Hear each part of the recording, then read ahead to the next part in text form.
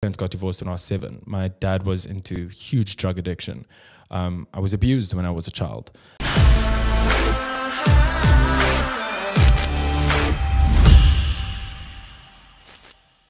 What's happening, guys? Welcome to a new episode of Jester Radio. Before we get started, before we introduce the guest, I just want to thank you for watching. Thank you for every single like, every single comment, every single interaction that we do get on this channel. I really appreciate it. So if you are watching this for the first time, thank you and welcome. My guest today, he's done brand deals with, most recently, Kia. I've seen him do work with Heels Pet Food, Acer Computers, Fitbit, LG, Bic Razors, BMW, and that's just... Doesn't stop. And that's just probably the last 5 weeks on Instagram when I scroll down. So, Kyle Clark, bro. What's up, bro? How are you? I'm well, and you, bro. Thank you so much for coming through. So happy to be here. This is a 6-spot, amazing podcast. Amazing podcast. So, how would you define yourself? Because some people, you know, they might get touched if you call them an influencer. Some people might not. I hate that word. Okay. I hate that word because I believe that if you're an influencer, you have to be influential of something. So I think the only way I can define myself, maybe, you know, I'm a media personality. I like to say that. I like to use that word a lot. I've worked in radio for almost 2 years. I'm a TV presenter and dancer and radio host by trade. And then I'm a full-time entrepreneur and I'm the original hustler. So yeah, I'm a hustler like through and through, always have been. So you say you're a dancer. Actually, I watched that advert you did with Vodacom. Yes, I did. That was me. That was actually really cool. And also, I mean, I think I saw you 947. You did some work with them. So what radio stuff have you done starting there? Okay, so I've only done 947. I've been in 947 for 2 years. I entered their 947 crew search. And after the crew search, I won. Out of all the entries, there was quite a lot of people. And I worked there for 2 years. It was incredible. And 947 was actually a kickstart to my career. It really was.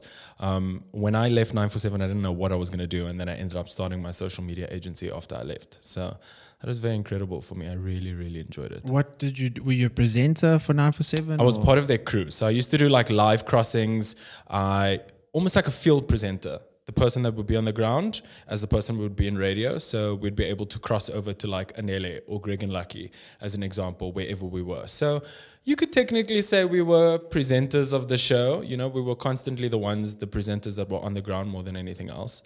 It was incredible. I had a really good time. I learned a lot. So how did that open doors for you and start your career, as you said? Well, in the beginning, before I started 947, I mean, first things first, guys, I have no education whatsoever. I barely passed matric. But you got a matric? Yeah. Okay. So you got education. In South Africa, that's a lot more than our government. So. Totally. But barely passed matric.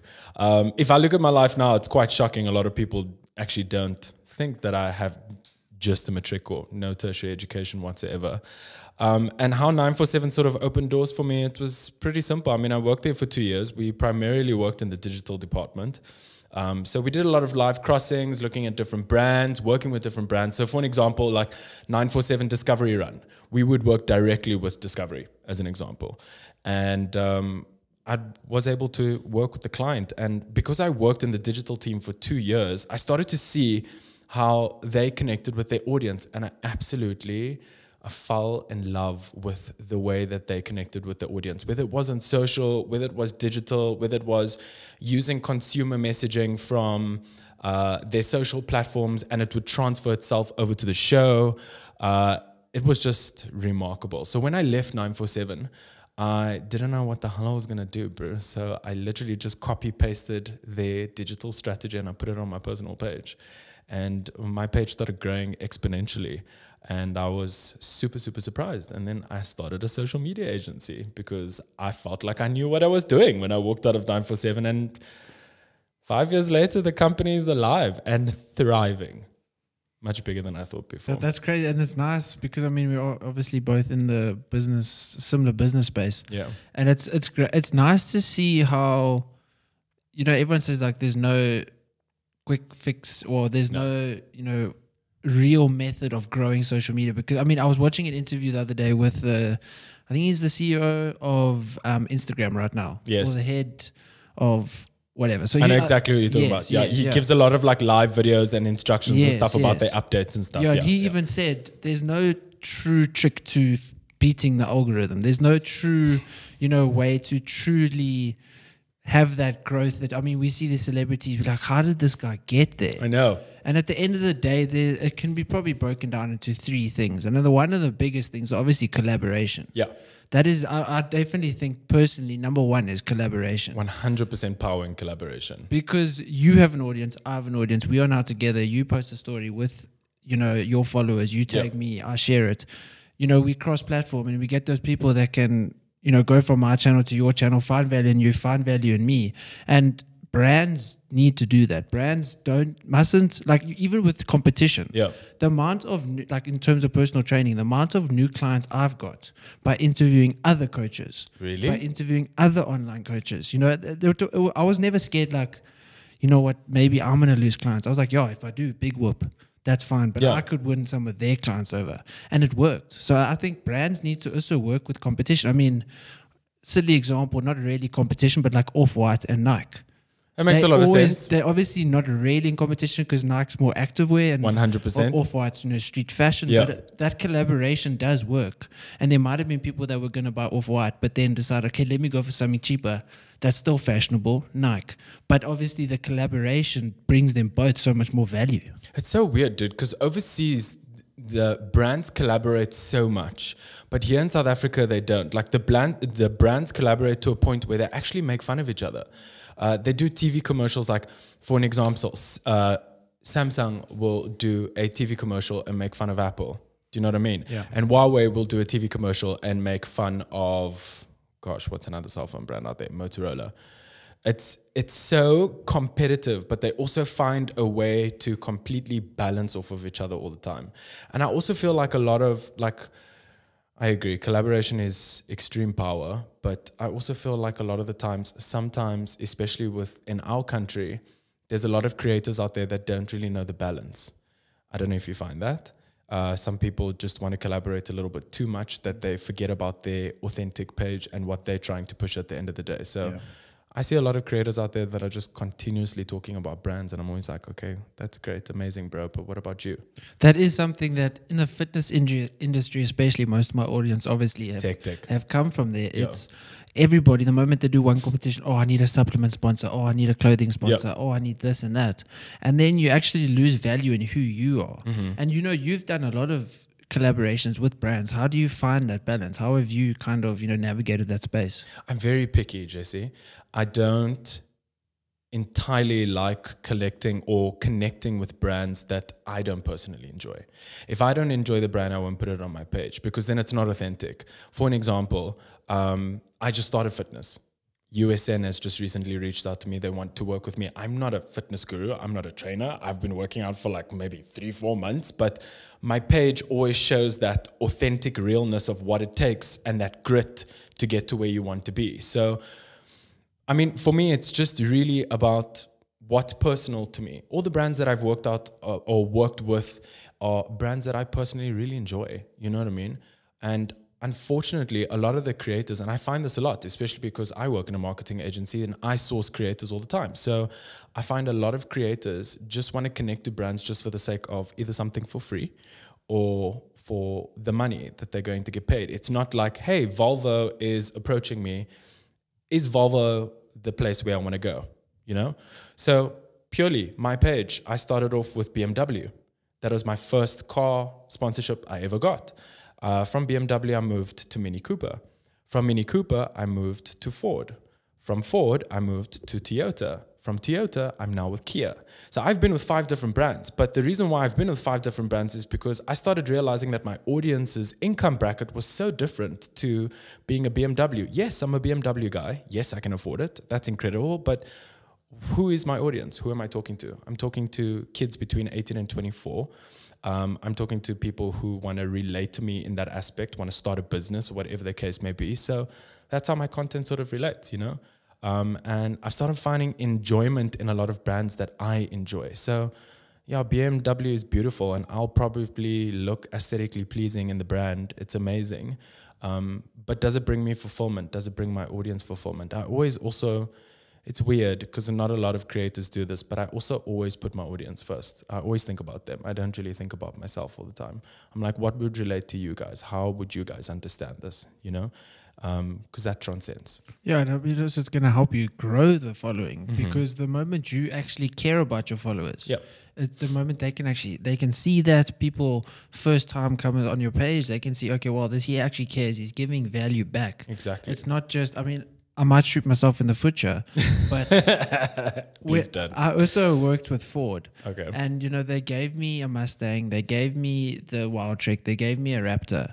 And although I loved driving it, it was cool. Yeah. But my audience couldn't afford that. Oh, it wasn't me They can't either. afford that. Oh, yeah, totally. So, I mean, I don't want to, Yeah. but I should be getting a Figo. I did get obviously these cars. Got you. I should be getting a Figo, Fiesta, like those kind of vehicles. So 100%. obviously, my audience is pretty much maybe getting their first or second car. Correct. And I mean, not many people are going to get a Mustang for their first car. Exactly. And I think that's the difficulty with brands and using and certain creators. And that's what I've seen with Ford, is they will use people and use their audience, or not use negatively, positively. Yeah. And then they would move I'm just on going to to smile. they'll move on to different influencers. Yeah. And It's just like a chop and change. It's like replenishing stock 24/7. And it's so crazy. And that's why I hate the word influencer, because how influential are you? Are you influencing people to do the right thing? Purchasing a car is expensive. Having a vehicle is expensive. So are you influencing your audience to make the right decision? I mean, my first car that I bought was a Mini Cooper. I'm still paying it off today. It's almost 7 years later. I don't even have the car. Do you know what I mean? So I think about that. I'm like, okay, I have a 19-year-old watching me. Am I going to influence a 19-year-old to purchase a Mini Cooper Paceman? It makes no sense. Yeah. I know what I've been through in terms of purchasing a car. It's a liability more than anything else. It's just a depreciating thing. So that's why I hate that word influencer, because how influential are you actually being? Yeah. If you're not thinking about your audience, you're not thinking about their income bracket, you'll never have conversion and you'll never have that natural engagement, you know? You said that USN approached you. Is that how you do most of your brand deals? Is it them approaching you, or is it you saying like, there's Bic, I use Bic. I think, we can have a great, beneficial relationship working together, and then you approach them, or how do you usually do it? It depends. If there's a brand that I really want to work with, I will approach them myself. I'm also very relentless when it comes to that. If I want to work with a brand, I go through every single measure. I don't just DM on Instagram. I go into their comments. I look for the marketing agency. I try and get a hold of the account director that's in charge of the account. And with every brand that I work with, something I've realized about myself is I propose value. I don't look at my page and think that I'm hot shit. I tell them, this is what I can do for you. This is the value that you can see, and let's try and work out an agreement. A lot of brands, I think because I own a marketing agency, so I always think to myself, how would I appreciate creators approaching me to work with the clients that I work with? My agency, we work with Clark Media. I mean, Clark Media is the name of the agency, Standard Bank, LG, Acer, like these are actually my clients. LG I'm technically one of their biggest creative directors for all of their social campaigns. It's epic. So I always think about the way a creator approaches me, and I try to approach a lot of brands in that aspect. A lot of the brands reach out to me, but I also reach out to a lot of the brands. It really just depends if I want to work with them or not. So you would say, for someone watching this that maybe wants to reach out with brands, they feel like they have value to give. Yeah. They must show that. They mustn't say, I've seen it many times with supplement companies where they actually share certain DMs that they get from people. It's like, what's up? I did my first show. I won. Do you want to sponsor me? Yeah. I've never actually used your products, but can you sponsor me? It's the stupidity sometimes is actually, it's so naive to think that you are going to bring them value just by them sponsoring you. Just by them sponsoring you and giving you free stuff. It should never be that, that introduction of you talking to them should never be, this is what I want from you. It should be, this is what I'm going to do for you. I've seen many, if obviously Logan Paul. Yeah. His video editor sent it, I don't know, it was an email or whatever, but he took a bunch of his videos, before contacting them, talking to them, and he took a bunch of their videos. He created different timelines that he would have created for previous video, for thumbnails, different thumbnails he would have created. He edited a bunch of videos differently to what his previous editor was doing. And he just emailed them and he got in touch with them and he said, this is what I can do. Yeah. This is what I do. Before saying like, give me a chance to do it, he did all the groundwork first, and then he went to them, and now he's working with one of the biggest YouTubers in the world. It's amazing. And it's that willingness to work and do your homework before you actually reach out to the customer. Because the brand manager at the end of your email wants to know what value that you can give. It just doesn't make any sense. Even USN. If I had approached USN by myself, as an example, I would have specifically, just to give you guys a pure tip, I would have screenshotted every engagement I got about my fitness. So I get engagement about my fitness more than I get engagement about my freaking hair. You know what I mean? Every time I'm at the gym, people Which go is looking freaking good. crazy. It's new. Thanks, You did it the other day, new, right? It's new. Yeah. I get more engagement about my fitness than I do about my hair, as an example. So if I wanted to work with USN, as an example, I would have screenshotted every single engagement piece to show value. I would have shown previous content. I mean, I've taken fitness content before to show the type of content I would produce for USN, as an example. And then I'd come out with a digital plan. I'd say to them, okay, this is how many stories I can do. This is how much feed posts I can do. And this is what I want from you. I would like your whey. I would like your collagen immune boosters. I want to be sponsored from Omegas, CLAs, as an example. Do you know what I mean? So a lot of people are just so afraid to ask for what they want. Yeah. But the reason they cannot ask for what they want is because they don't know what to give. They don't know how to give, and they don't know how to package themselves. I mean, Jess, honestly, bro, what I can tell you, I'm working with celebrities that have 400,000, 1 million followers, and they've never sent out a proposal.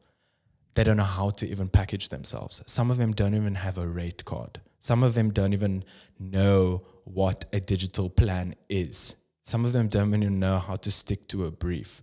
So it just shows you that people there that I would say have the privilege of a massive following, and then you get people like myself that has like 30K followers, as an example, that knows how to package myself well and put myself out there. I'm in constant competition with people that have 400,000 followers and don't know what the hell they're doing. I'm sure you get it also. You think to yourself like, bro, give me those 400,000 followers. I'll show you what I'll do with it. Yeah. Do you know what I mean? It frustrates me. Anyway. Well, everybody knows, some of the, I won't say names or anything, but some of the biggest fitness people in South Africa, and, I know them well. The borderline being to 1 million. Mm-hmm. And, this person has so much to give and could have done such amazing things and has done a lot for Why do I feel like we're talking about the same person? Might be. So this person, there's amazing value that this person has given, and but there's so much more, and there's almost that untapped potential. I mean, if you have 900,000 followers, let's say some of them are maybe bought along the way, but at least 500,000 are legit. You have such an amazing reach. You can... Honestly, with the businesses I've done, they've thrived, and I've seen that because of my social media following. It hasn't done, amazingly just because of the social media following, but I can tell that just by having followers, there's credibility already. Totally. Which is kind of not fair sometimes because, I can just start... But it's your power. It's your leverage. It is. And, you need to use that to the best of your abilities. 100%. But there's so many people that just don't, those people that, as you were saying, like they don't know how to package themselves, they don't know how to portray themselves, they don't know how to present themselves in certain ways. But then on the other extreme, there's people that, maybe have like 40,000 followers that just got off a reality TV show that think they're the hottest thing ever to walk this earth. And then they go and, reach out to brands and charge ridiculous amounts. It's insane. And like they think they're on this pedestal. They think that, the ground they walk on is now holy. And it's sad to see that because there's 1 million people with 40,000 followers. There's 1 million people on reality TV. There's 1 million people. And tomorrow there's going to be 1 million more because there's just going to be a new season of that show. Totally. It's like freshly replenished stock all the time. I work with fitness influencers that have over 1 million followers. And pure example, I cannot connect them to any brand. I mean, one of the services that Clark Media offers is celebrity management. And we have almost, I think, 10 different clients. I cannot connect my fitness influencers to brands because they don't want to change their content style. I don't understand, and it makes no sense to me. Like, you can post your body forever, but what about your wife? What about your kids? What about, what you're doing on a daily basis? Is it always only about fitness? That's why people like Nissan doesn't want to work with you, or you can't connect yourself to a simple brand like Samsung. Do you know what I mean? Because they look at your page and they're like, this is too fitness. How do I put my fridge in your house and get that to relate, And it's so crazy talking about the followers that you say that I have. The people that have like 40K followers. If you notice, you will always notice creators that work really hard. You can see a creator that has 100K followers as an example and 30 comments. And then you'll see a creator like myself, for an example, and I always use it because that's my biggest leverage is my engagement, always. I always say to brands, I have 30K followers, but I have over 100 comments on every single post. And you'll go to a celebrity that has 200K followers and they have like 25 comments per post as an example. And that's how you're able to see as to whether that creator is actually an influential person, whether they are engaging with their audience, whether they care about the value that they're giving back. Do you know what I mean? And it's the relatability that does that. It's the realism of you and the realism of your daily struggles. And, that's obviously what USN has found value in. It's, yes, I'm relatively new to this fitness scene, but I'm going to share my journey, and I'm going to share an honest, truthful journey, something that people can relate to better than this influencer with 1 million followers that just post topless photos the entire time, and it's just about gym. And that's also something I've tried to segue away from, is constantly just being about gym. And yes, maybe I get 100 more likes because my shirt's off, but also there's no real value in that. There's no 100%. Substance in that. 100%. It needs to have substance for the people. Yeah. And that's why I actually started this podcast, was because, it was just, and I hate when I was doing vlogs, I really didn't enjoy posting training videos. Yeah. Because I saw the moment I posted starting to train on YouTube, that's when everyone just stopped watching. Wow. And because for me, I'm not, this massive overbound muscle person, so it's not super. But he has an incredible body. He really does. Thank you, bro. But it's not. You're about to steal me as a client, that's for sure.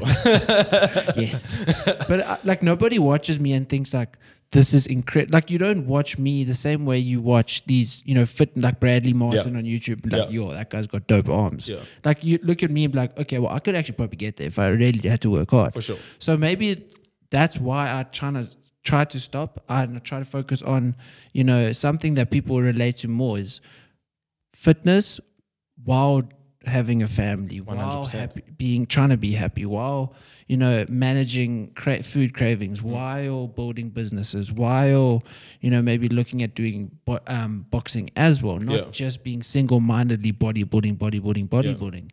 And I've seen so much more value in that. And these podcasts is discussing certain things with certain people that are totally different to me. Yeah. Having a lady on to talk about sperm, having a lady on to talk about, her mental struggles growing up and why she is the way now is because of what she suffered when she was a kid. Yeah. Talking to you about social media, it's not just about fitness. Yeah. And if you look at all the best podcasts, all the best creators, all the best people on YouTube, they don't have one tiny little niche market.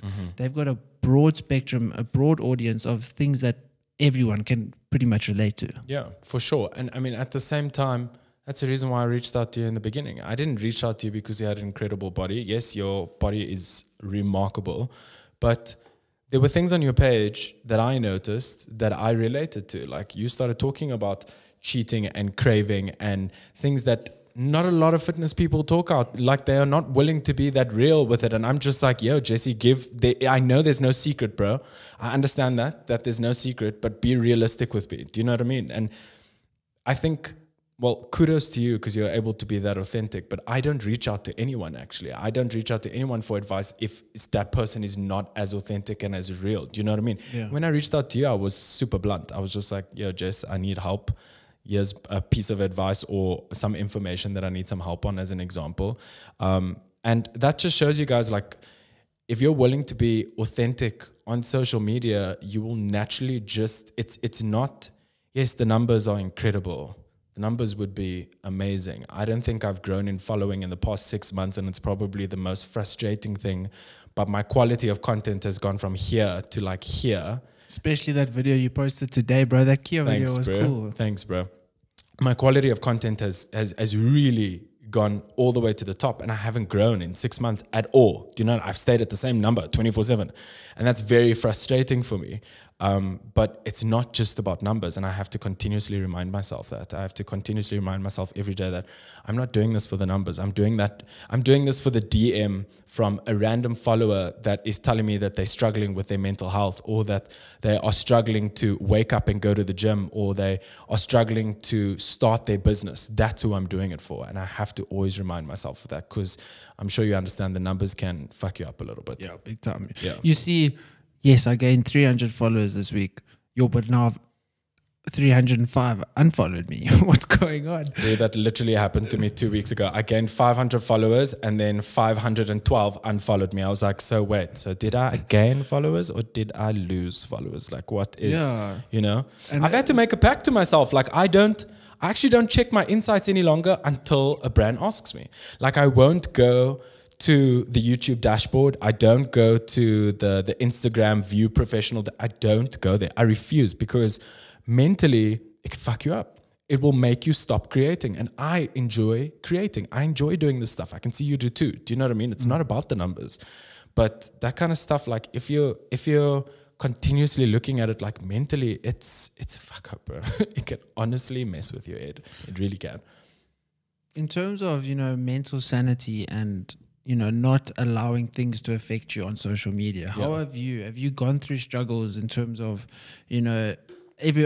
everybody has, but people to different degrees, How has your mental state been in terms of, because you always need to be on, obviously you don't always have to be on in terms of always positive, always happy. Like, you can share the downside of it on social media, but how have you kind of dealt with those things like losing followers and working really hard and actually what seems like you're not making steps forward, but obviously you actually are. But how do you deal with that? Or have you had times where you've struggled? I do, but I'm also not. I'm not afraid to ask for. I'm not afraid to ask for advice, and I'm not afraid to share that side of myself. And I think when I made the decision that I was going to be this person online, I had to also make the decision that if I'm going to be this person, I need to be myself completely. I cannot hide things from people. So when I struggle mentally, I share it.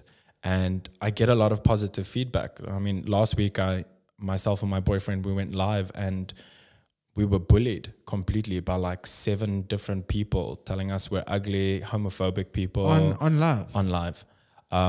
And I blocked out of, like, just to show you the type of struggles that you'll go on when you're constantly on 24/7, like we were on live and someone was saying your content is shit. Who's the man in the relationship? And then I would block that account and they'd come back with another account as an example. It's just like, people are always going to bring you down, no matter what. Whether you like it or not, people are going to do everything in their power to bring you down. But my secret to mental sanity is success is the best revenge. So I just continue collaborating, continue creating content, continue dropping fire shit. And for me, that's me dropping my mic. I don't have to stand here and prove to you that I'm this kind of person. I know exactly who I am. I've been through a lot. Do you know what I mean? But the more successful that I am, the better the revenge is for me. That's my secret to revenge. Some people get mad. Some people get angry, when they constantly see all the hard work that they're putting in and it's not being reciprocated the same way. But no matter the type of haters that come in and the type of negativity that comes into my life, I always know that is my fuel. And I will sometimes always think about the random messages and the random DMs that I'll get from a random person that I never knew. And that sort of uplifts me all the time. I wake up every morning with a different attitude. Yeah. Well, there's no point in, allowing a hater, allowing someone that, actually brings you no value to affect you negatively. I mean, when I was growing up, I remember my mom saying, if someone offends you, if someone says something hurtful, do not, spend any time thinking negatively on that person. Do not spend any time being resentful towards that person, because you are, you feeding the fire of your own, it's destructive. Yeah. And that person probably doesn't even know that you're feeling all this, contempt towards them. And it affects you far more than it affects that person. So you kind of just need to brush it off. You be like, okay, well, that person, whatever issues they're going through, that's their problem. Yeah. I'm not going to allow them to, put that on me. Yeah. And maybe I'm going to ask you this question. Do you find within the creator space, especially us creators, people that have following or have influence as an example, there's this constant I'm better than you or animosity between creators. Do you find that a lot? I definitely see that there's people that, and I've had it before where I would be like, yo, this person's really doing well. Like, what am I doing wrong? And then you think like, you know what, maybe they bought their followers, maybe that's it. And then you have to shake it off and be like, bro, just focus on yourself. Yeah. Focus on what you're doing and don't care about them. Don't see them as competition, because you need to focus on you. And the only way, you're not going to grow by maybe trying to copy them or trying to follow their strategy. You need to just be yourself, and you need to, and sometimes just ask your audience for advice. Ask them, what type of stuff do you guys want to see? What type of content do you want to see? And it needs to be done. You can't look at that guy and be like, yo, he's posting X, Y, and Z, and it's really working for him. Yeah. Maybe I should do the same thing. Maybe I should do the same, and then it might not work. Yeah. It's weird. My content style has completely changed. It's gone from all about me. I've noticed as soon as I post my boyfriend, my engagement quadruples. It's unreal. I don't know why people live for that gay couple content, but they do. Do you know what I mean? So I go where the engagement takes me. So if I see a lot of content with Leo, for an example, that's in 24/7 and it doubles, I will go there. Do you know what I mean? But I completely get what you're saying. I will look at accounts sometimes. There's been many times where I look at accounts and I'm just like, how do you have 150,000 followers? How? Like, I'm busting my ass. People, guys, you think being a content creator is a joke, eh? Editing videos, all the hard work that goes into it, it's no joke. Like, that simple Instagram post probably took so much brain power, thought pattern, planning, whatever the case may be. And you look at other creators, and it's so easy to compare yourself. It's so easy to say, how do you have 150K followers, but you're taking a photo with your Huawei P7? You know what I mean? And here I am. I've invested in a professional camera. I've taught myself how to do Photoshop, for an example, and I have half the engagement that you do. It just, it's so quick to compare to other people. Yeah. But also, finding the engagement and how it's helped, posting with your boyfriend. Yeah. I've seen things that I post that are terrible. If I post stuff about my dogs, people don't like it. Really? And then I'm like, well, screw you guys. If you don't want to look Those are my puppies. If you don't want to look at my dogs, you can just unfollow me, because they are my life, Yeah. And that's the thing. You need to be authentic. I would much rather have people following me who enjoy my dogs, enjoy my new interest in boxing, and enjoy my interest in my fiance, enjoy interest in traveling. Like, if you don't find value in that, then it's fine. I'm not the account for you. You can follow many other people, and if you don't find value in me trying to show and create a life where you can enjoy everything about life and every moment and still look your best.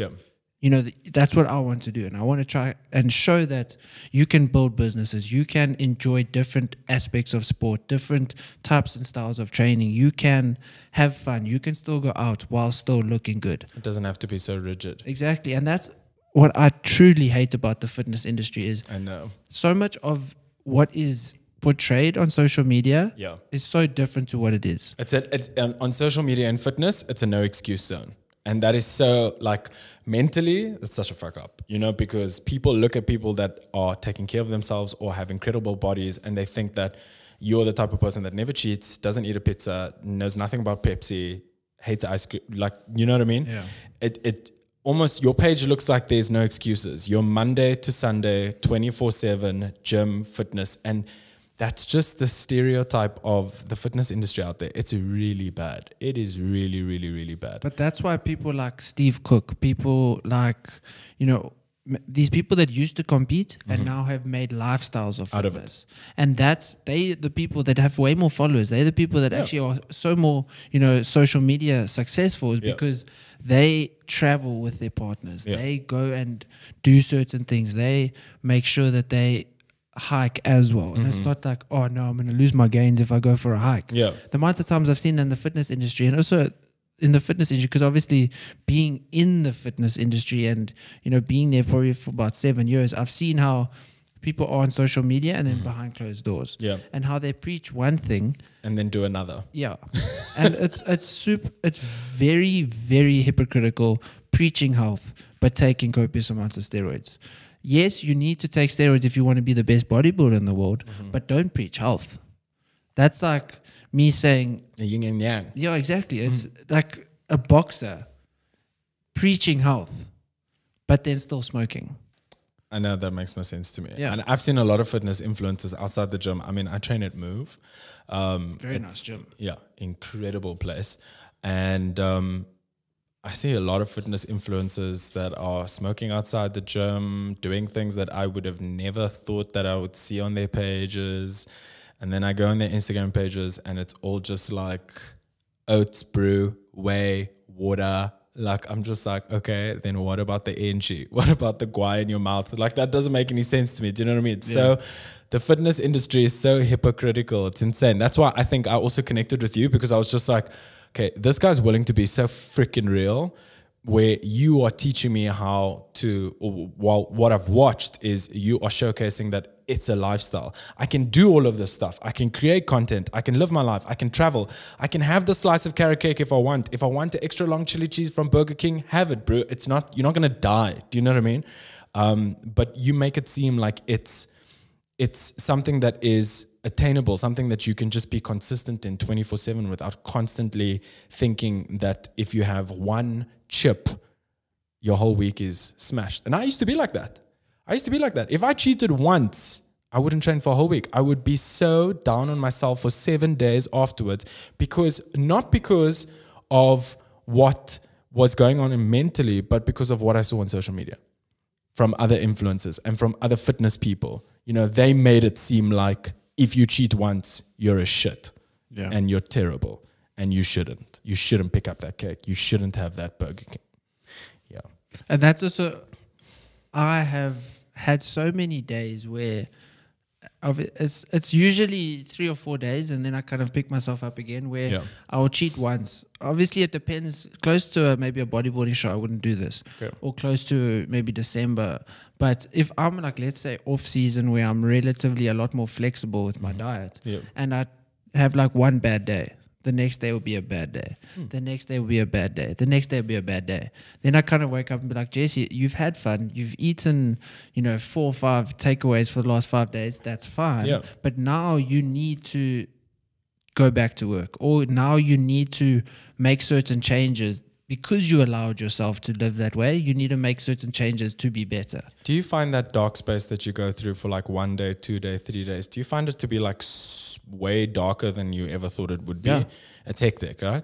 The feeling of disappointment is 10 times worse than anything else. It's the worst feeling in the world. There was a quote the other day where it was, life is hard. Marriage is hard. Being single and alone is hard. Dieting is hard. Being overweight is hard. You need to choose your hard. And my hard, and I think most people would rather, okay, not most people, but choose the discipline route. The hard route of sacrifice and the route of making decisions that might be more difficult, but long-term have more benefit. When I don't follow a diet, and when I'm, even if I take, let's say Friday, Saturday, Sunday off from diet, and when I say off from diet, I'm pigging out. Like French toast. I've seen. Exactly. And it's bad. I get very jealous. And then Monday comes and you look the same. I'm like, no, come on, I bro. don't. I put on, if I have a bad weekend, I put about, obviously it's mostly water, but I put on about 5 or 6 kilograms. Okay. So it's quite a bit. But then, 2 days on training again, it's gone.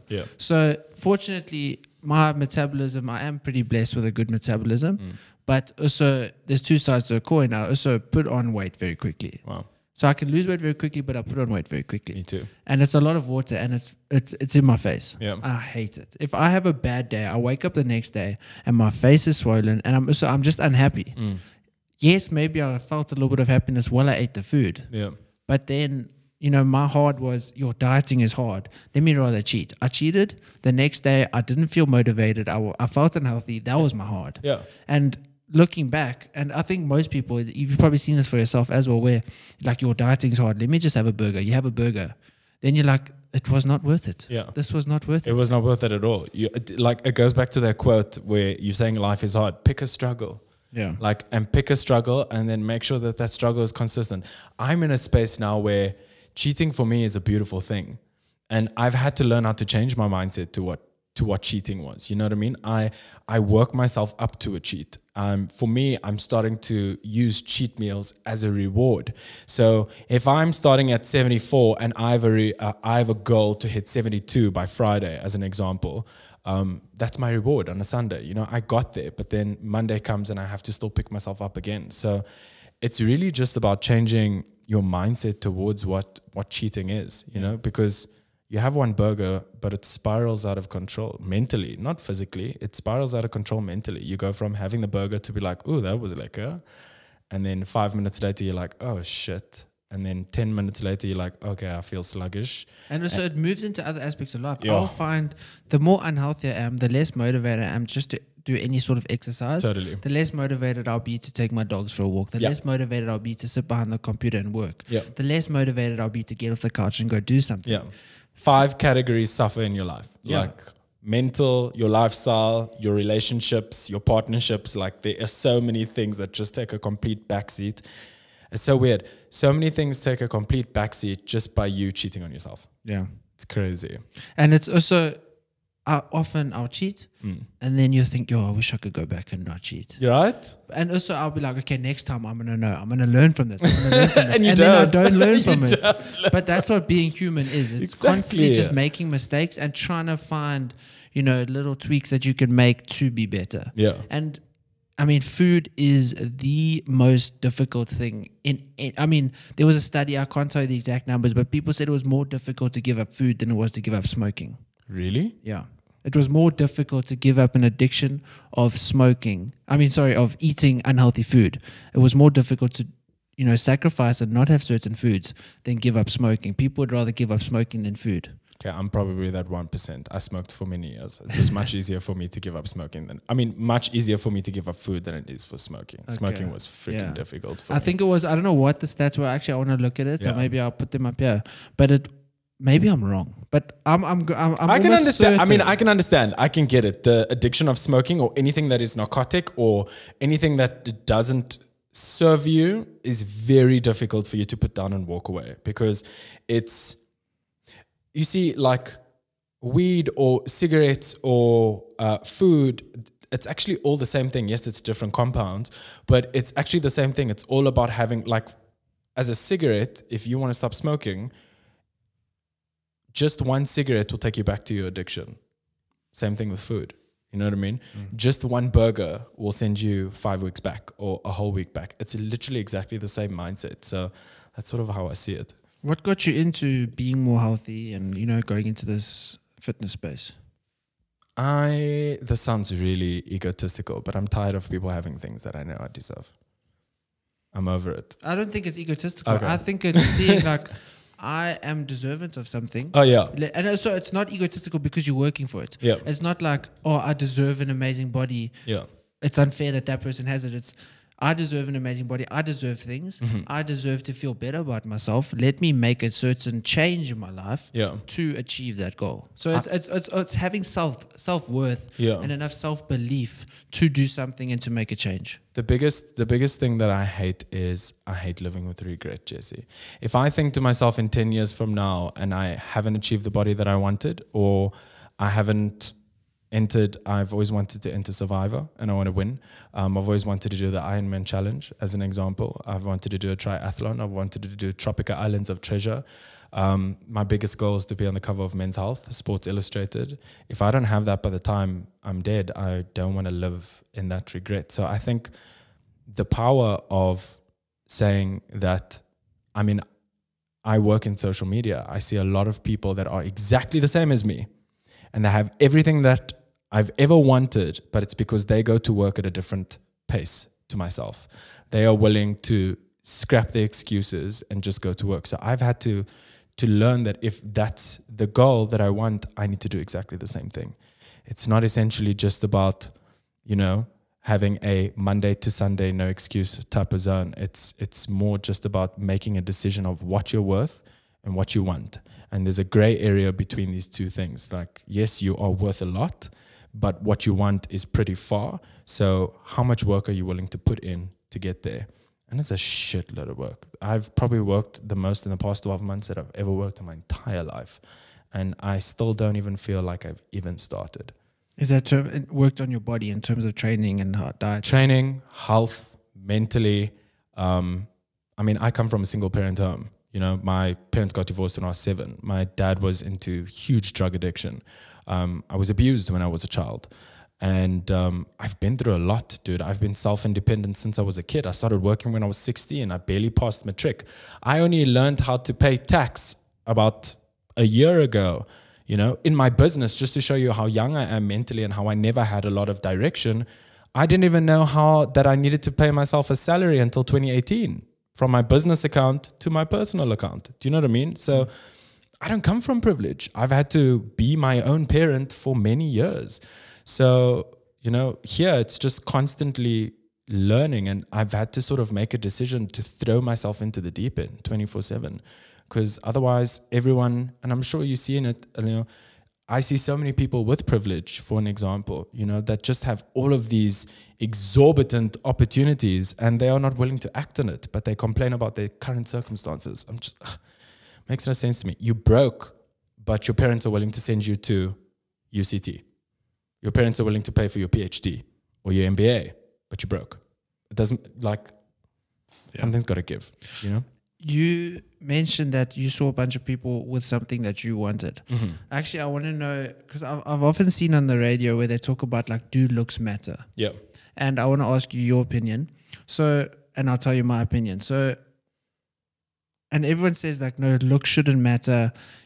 Finding someone visually more attractive first shouldn't matter. It should be about the person. Mm-hmm. But I don't think it's just about the looks, right? I think what makes a person more attractive is seeing the sacrifices that they've made to look a certain way. Yes. So if you find, because obviously not everyone does, if you find a certain slim body type, muscles, curves here and there, if you find that attractive, you also probably find it a lot more attractive because the discipline that goes into it. 100%. If you find, an overweight person attractive, there's no real discipline in that. Yeah.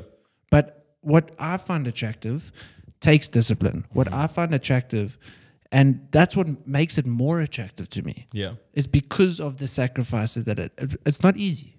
And not everyone can achieve it. That's what I find attractive. It's so crazy. Before Leo came along, before myself and him started dating, we've been dating for 3 years.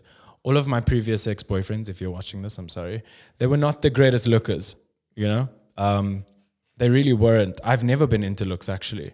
But the one thing that attracted me to Leo the most was mindset. I've always said to Leo, the fact that he's beautiful is such a bonus. The fact that he is aesthetically pleasing is an incredible bonus. But when I met him for the first time, and our first date that we ever went to, he spoke to me about his discipline, how he was a dragon fit, what podcasts he was listening to, the type of people he was listening to, the advice he was taking. And that for me was the most attractive thing ever. The grit, the person that's I will date someone that's huge, but if they could be completely overweight, but if they had the mindset to completely want to change their life, that is the most attractive. I don't care what you look like. But if you're continuously working on yourself, it's the most sexiest thing in the world. And what's interesting about love is someone looks a certain way, let's say you find them attractive. Yeah.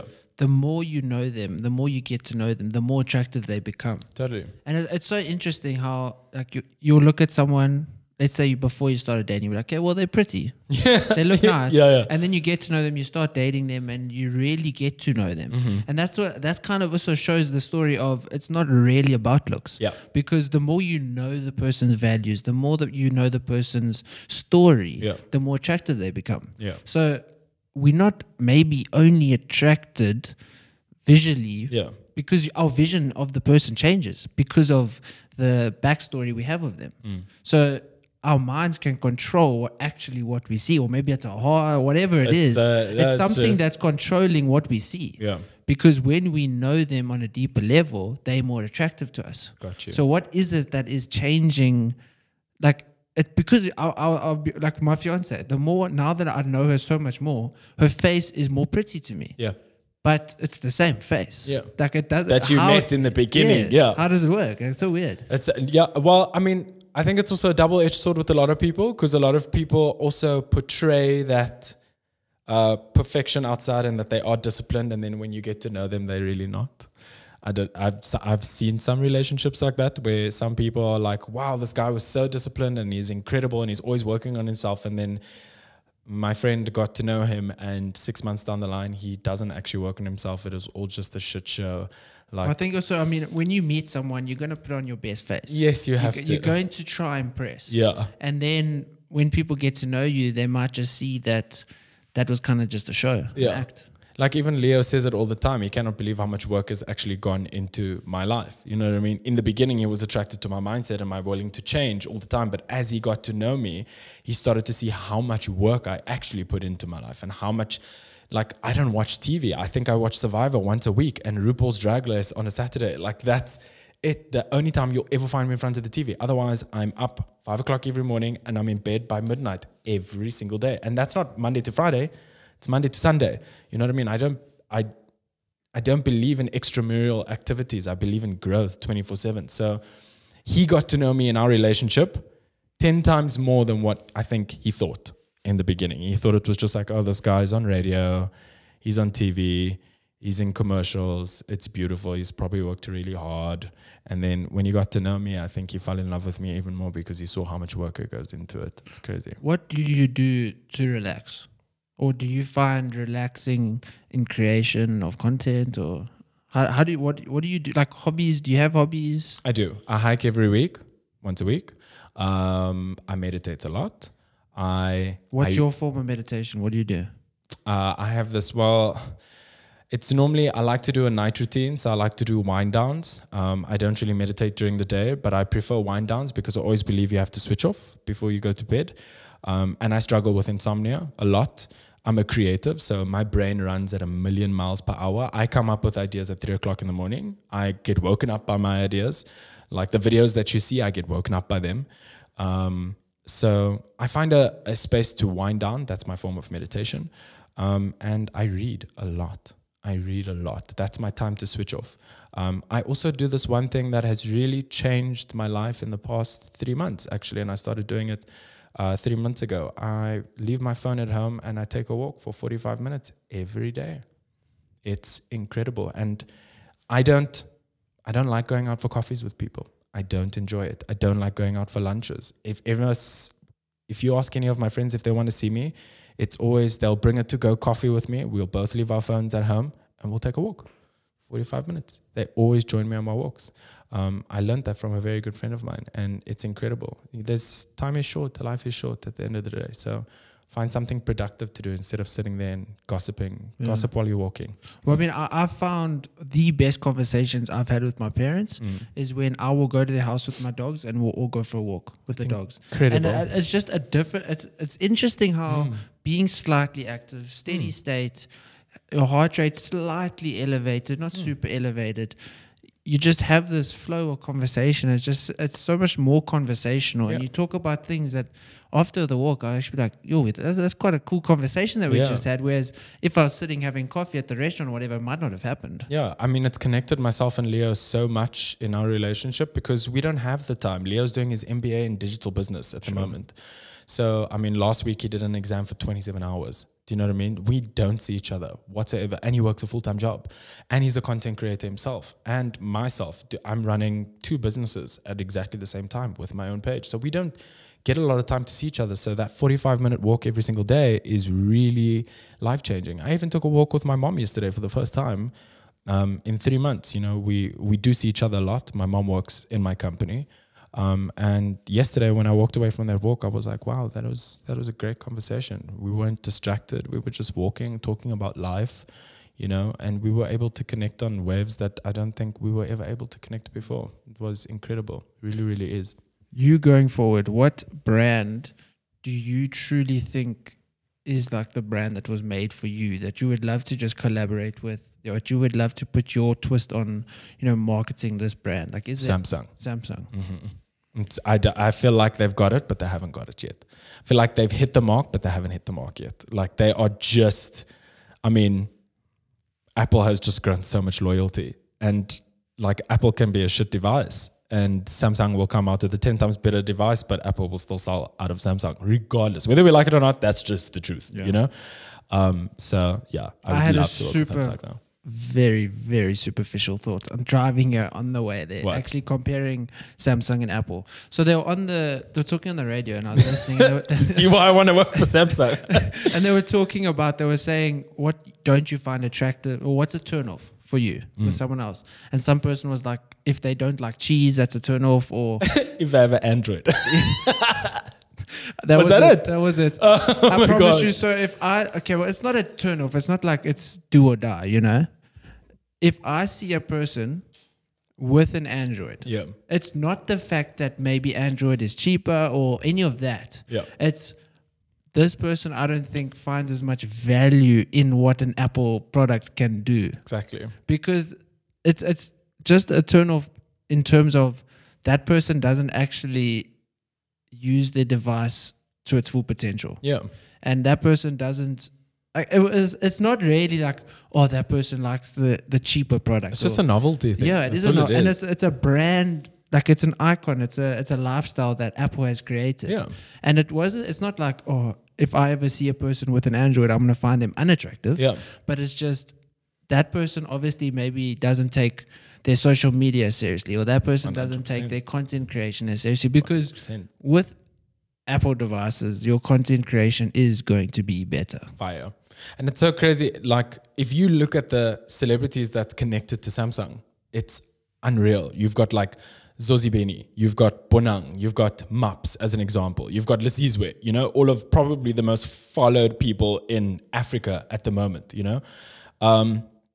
But what Samsung hasn't done, and that's why I want to get involved so badly, is, and this is what Apple have done, is they have not looked at the device. Yes, they always come out with better stuff, but they have not looked at the device. They have created Apple as a lifestyle. It's become a byproduct of someone's life. It's become like a water bottle. It's a necessity. It's not a want any longer. It's a need. Do you know what I mean?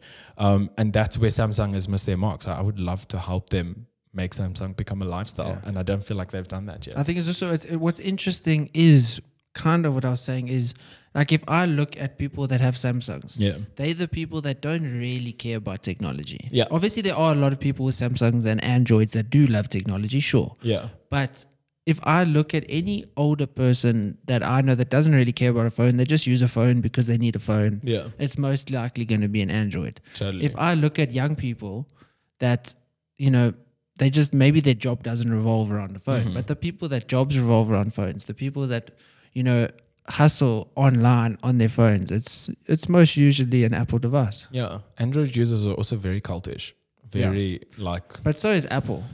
True, but Apple users are always the type of people that just stand there and be like, okay, well, whether you like it or whether you like it or not, I'm still going to buy the Apple iPhone. Do you know what I mean? But I feel like Android users are so, like, they're so defensive. They always have a point to prove for no reason, you know? That's just like Apple users like, bro, if you don't want an Apple, that's fine. It's an amazing product. If you don't want it, that's fine. But then other people, Android users, will be like, no, Android. Yeah, because it's this feature and that feature. I find myself in conversations with my brother all the time, and we always are fighting between Apple and Androids. It's so crazy. In the States, and in Africa, it's completely different. But in the States, I lived in the States for 4 years. In the States, the amount of users on Android is unreal. Like, because there's not that kind of behavior. The marketing style overseas is so different as opposed to here. The reason why we still have the same experience between Android and iOS is simply because that's unfortunately the narrative that is here in our country and in our continent. But overseas, it's not. It's not that at all. You'll find Android users and you'll find Apple users, and they have no problem with each other. Each one has been shown as a lifestyle. And we were talking about collaboration earlier. Apple creates TV commercials to make fun of Samsung. Samsung creates TV commercials to make fun of Apple. Whether we like it or not, that's leveraging. That's even though it's hate, it's collaboration, regardless. Do you know what I mean? So they've broken that narrative in between of constantly having a divide, and they've just made it this fun, really cool competition. And here in Africa, it's not a fun, cool competition. It's like if you get in a conversation with an Android user, you might just, have to cry afterwards or like defend yourself to the ends of the earth. So, well, if you look at any successful influencer now, they've got a healthy rivalry with someone else. They've got something where either they're gonna fight them in a boxing match or they're going to do something with this person. But there's that rivalry where they kind of, and it's usually you can tell actually that it's pretty staged and it's not an actual real rivalry. It's not real. That's what sells. It's people talking about like, yo, did you see Apple's advert about Samsung? Did you see Samsung's retaliation? Like that's what sells, and they know that sells, and they don't care that they're mentioning Samsung's name or they have a product that looks very similar to Samsung and alludes to the Samsung device. They don't care because yes, Samsung might get a few more views, but they know that Samsung's going to do something in retaliation. They know that because they tune Samsung in their video, 20% more people are going to see the ad and, and they're going to come back regardless, and people are going to want to know why Samsung is not working, or people's going to want to know why the Apple device is not working. I watched the podcast the other day. It was incredible. It spoke about the marketing strategy of Starbucks. And Starbucks has no marketing strategy whatsoever. They hardly have, I've never seen them do campaigns, nothing digital. Do you know what their biggest marketing strategy is? The people. Well, not the people. The biggest marketing strategy that Starbucks uses, the CEO has already said this and he's put it out live. It actually only came out 2 weeks ago, is they tell their employees that make the coffee to write the wrong name on the cup. So people are always talking about it. So people naturally take a photo of their Starbucks mug that has someone's Jesse's name and it says Jester as an example. Do you know what I mean? They use people for automated marketing. It's just they don't have to have a massive marketing budget because the people do it for them. Because it's just something that doesn't actually affect the product. So it's not like you think, oh, Starbucks coffee sucks because they got my name wrong. Yeah. But you're still going to post it and you're still going to share this stuff. And it makes you want to go get a cafe latte. Do you know what I mean? But like wonder what my name is going to be on and wonder if someone's going to get my name right. So they actually tell their employees to write the name wrong. That's crazy. It's crazy, right? So, bro, I want to thank you so much for coming on. No problem. This was really cool. I really appreciate it. And much like this collaboration, we must do something more in the future. And I look forward to seeing the collaborations that you do going forward. Thanks, and the brands. Brother. And I look forward to seeing you turn Samsung around and create a brand and a lifestyle about it. Yeah. That's amazing. Thank you so much for having me, dude. I really appreciate it. And I appreciate people like you. Thanks for being authentic. Much love to all of you guys that are watching this. Keep on watching this guy's channel. You're incredible. And I feel like you're in the right direction. Thank you, Carl. And I don't know if I can announce it. I'll cut it out if I'm not, but you have a podcast coming. I do. I have a full season coming out and you can announce it. Great. I'm great. So stay tuned for Carl's podcast coming soon. Yes, I'm so excited. Do you have a name? It's called Switch On. Switch On. Mm-hmm. That's cool. It's called Switch On. Well, you'll see it come out sooner or later. I look forward to seeing that. Don't worry. You'll be a guest on my show for sure. Awesome. Bro. Thank you very much. And guys, thank you for listening, and like and subscribe if you haven't already. Cheers. See you in the next video.